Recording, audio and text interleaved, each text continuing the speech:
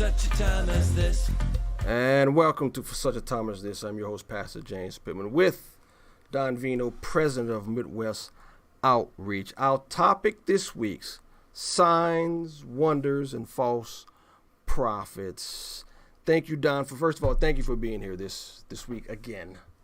Oh, I love it. I think it's great fun, and hopefully what we do is helpful to some of those who tune in to you. Yes, I'm sure it is. So here's the first question.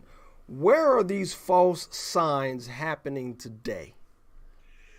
Well, okay, let's first say, what are we talking about in terms of false signs? There are claims of supposed manifestations of gold dust into church events. Gold Bethel, dust. Bethel Church in Redding, California. Oh, wonderful. Bill Johnson is the pastor there. And the church is doing, a number of odd sorts of things. They have, Christian tarot cards they call destiny cards. And Wait, Christian tarot cards? Right. They just call them destiny cards. But it's the same thing. Oh. They have students who are going and laying on the graves of faith healers to suck up the spirit of healing and those kinds of things. And I'm not saying that the church leadership have said that's something they ought to do, but it is something that's sort of coming from that group. And the church leadership at least aren't correcting these behaviors. To my knowledge, they are not at least correcting those. Okay. Because there's a real fascination with signs and wonders. This is big, signs and wonders. Yeah. And is used then to validate the claims that this is a move of God. Yeah. So many times the argument degenerates into cessationism, have the gifts ceased, versus continuationism, have they continued? And certainly that is a worthwhile discussion to have. Your view of when the church began is largely going to answer that question. But is it an essential question of the faith? I mean, can someone be a true Christian and believe they speak in tongues, or be a true Christian and believe the tongues have ceased? The answer is yes on both counts. They are important but secondary issues of the faith. A primary issue is, how do we determine if someone is teaching sound biblical doctrine in conformance with what Scripture teaches on the essentials of the faith? That's important. Yeah. So if someone comes along and claims our signs and wonders validate our ministry, I have to ask a question. Is there a criteria that we would use to ask that question? In fact, I just watched an exchange on Facebook, the place that answers all questions, between two individuals. And one of them made this interesting claim that I've heard in other fronts, and that is that, how is it put? A person with an experience is never at the mercy of a person with an argument. My experience trumps your argument, whatever it may be. And so it puts the person with the argument at the disadvantage, in this case, of the person with experience. So instead of spending time arguing about whether or not the sign gifts are for today, whether or not signs and wonders may or may not happen today, to ask a different set of questions. And that is this. Do the signs and wonders validate whether someone is a prophet, or could they only be used to deceive? In other words, maybe there are signs and wonders going on. And so I thought, well, let's take a look at Jesus' life and ministry. For example, Jesus is going about healing the blind, healing the sick, healing the lame. And John sends a messenger to him while John the Baptist is in prison to ask a question. Are you the one we're looking for, or should we look for another? Jesus didn't say, I'm the guy. He said, this is Luke 7:22, go tell John what you have seen and heard. The blind receive their sight, the lame walk, lepers are cleansed, the deaf hear, the dead are raised up, the poor have good news preached to them. That's Luke 7:22 in the ESV. Why did he reply this way? Well, because the works and miracles he was performing were to fulfill Old Testament messianic prophecies. In other Yes. words, it was about, to the nation of Israel, about something God was going to do with a particular individual, i.e., the Messiah. Yes. That's really important. So there are identification signs for a particular reason.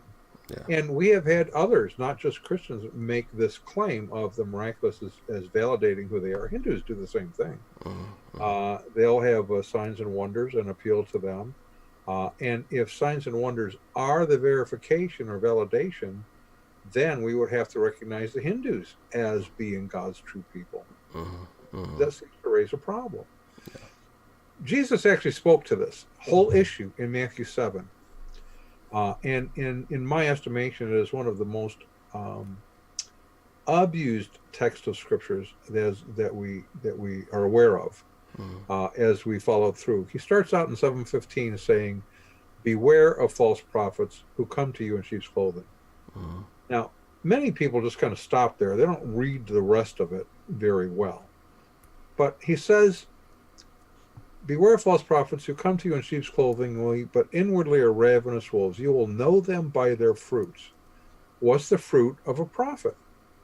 Almost everyone will say, well, they're good works. Are they loving? Are they kind? No. The hearers were Jewish. They are well informed of the Jewish texts.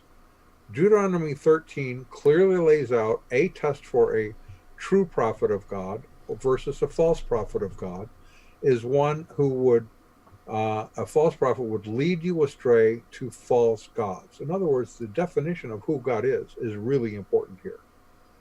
The nature of God is really important here. If you have the wrong description of the nature of God, you have the wrong God. Yeah. Secondly, is Deuteronomy 18, is if they made predictions of future events, prophecies, claiming they were from God, and they were not fulfilled, they are, by definition, a false prophet. As we read through Matthew 7, and he's talking about the fruits and what kind of things happen with the fruits, he gets to verse 22, and he says, on Judgment Day, that the false prophets who are giving signs and wonders would say, "Lord, Lord, did we not prophesy in your name and cast out demons in your name and do mighty works in your name?" What is his response? I will declare to them, "I never knew you. Depart from me, you workers of lawlessness." Yep. So doing the miraculous or seeming miraculous isn't evidence that you are doing God's work. It could be that you're deceiving people along the way.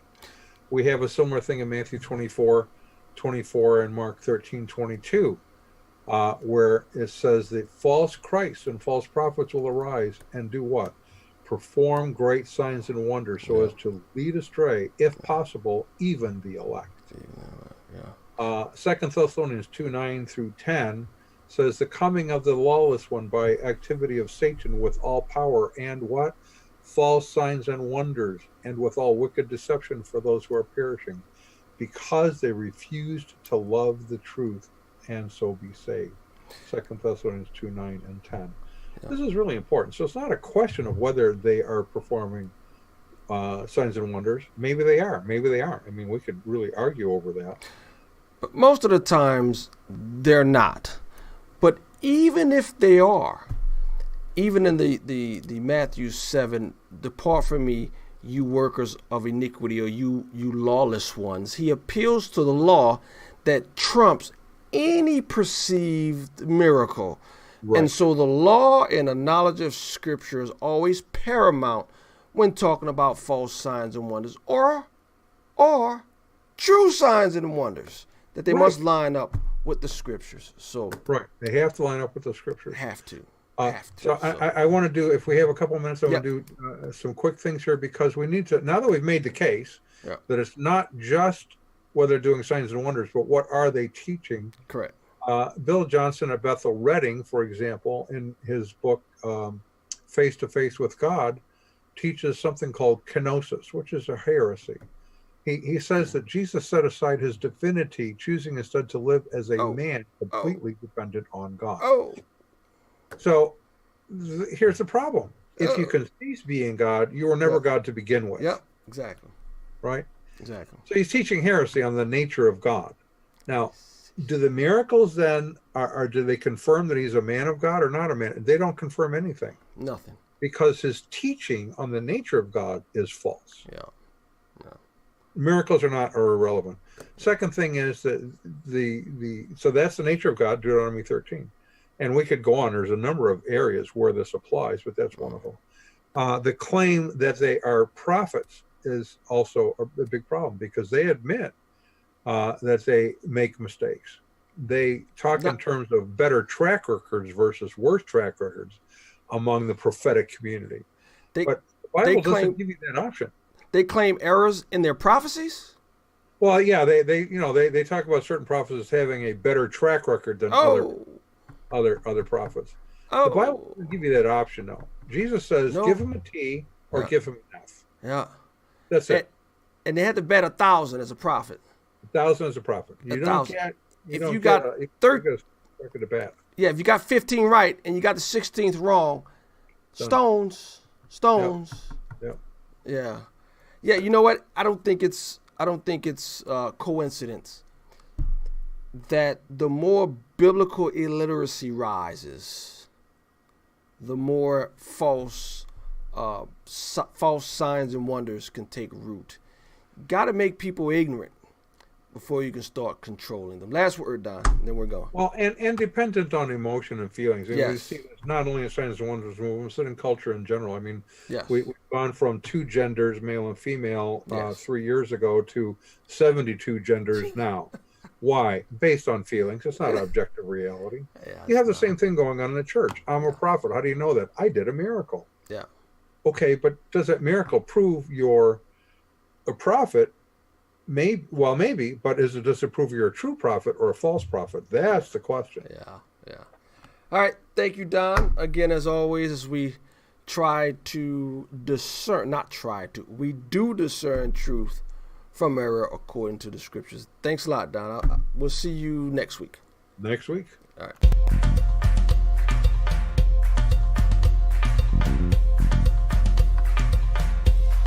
For such a time as this,